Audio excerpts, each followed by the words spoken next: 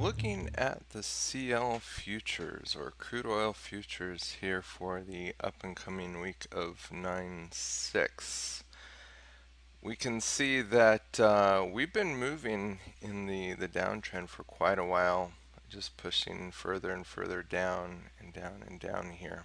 Okay, and right now we've kind of hit a little bump in the road, if you will, where we've retested a high, and it looks like we're trying to come back up here on the weekly, but we're kind of stuck in between two weekly levels. And last week we were talking about the $42 amount and how that little tiny zone right down there inside of the big weekly and daily levels is a level that I'm really looking at just to see if we can't get back down in there. So as we move into the daily time frame, let's go ahead and see what we can see on that.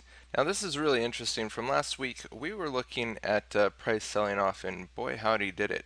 But over Labor Day, of all things, we see price coming right back up here and popping to that 46 level that we were looking at, like the 46.40 level that we're looking at, as far as like, hey, this is a confirmed down from here.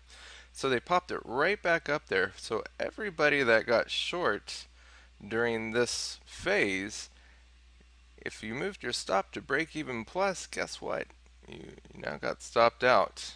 And I'm continuing to see this thing come down here to the $42 level, just because this is a very common institutional thing to do. So I'm still looking to the downside to play it down to the weekly zone and into that $42 amount. Over here on the 4-hour time frame, we can see a little bit of that price action coming on here, and you can see how resistance is coming into play. Okay, this has been a nice little bounce off of this blue zone here.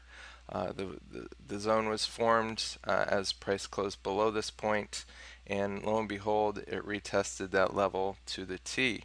So I'm looking again for this thing to continue on down to the $42 amount. You can see this nice little yellow zone below us. So I'm looking for price to really give us a good retest of the lows. Looking at the ES, or the E-mini S&P 500, last week we were saying price should continue on to the upside.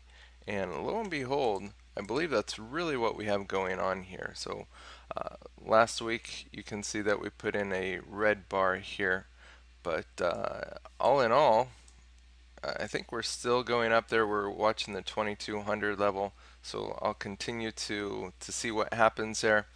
Right now, it's just in kind of in the middle of the range. Okay, so we can't say it's going up or it's going down. Moving into the smaller time frame. Last week, like I said before, we were looking for price to move up, and it kind of moved sideways on us. It didn't really move up, and it really didn't move down. It's just kind of range bound in between these two levels, with what I would say is a slight upward slant. Okay, so nothing has said that it's going to go down yet, but we are retesting the high areas. And as we retest the areas from like the 4178 level up to the 4191 level, okay, this is going to be a very interesting decision point for us. And so I think while our forecast from last week was pretty much right on, I guess you could consider flat to up, okay, a slightly upwards push from last week, so that was pretty cool. But what we have going on right now as we retest the high of this zone, especially the 41, or excuse me, the 2191.50 level, that's going to be really, really interesting because the market has a real decision to make right now. Okay, personally speaking, I think we'll break it, but only time will tell. So let's go ahead and look at the major support and resistance levels here on the 60-minute time frame as we do so. And right now you can see all the consolidation that we've been going back and forth from. You know, a lot of consolidation. The big Fed news announcement took us from one level to the next level, and now it's just getting really consolidated to where both support and resistance levels are on top of one another. Okay, so it just tells you how consolidated this market truly is as we're getting into this decision point area here.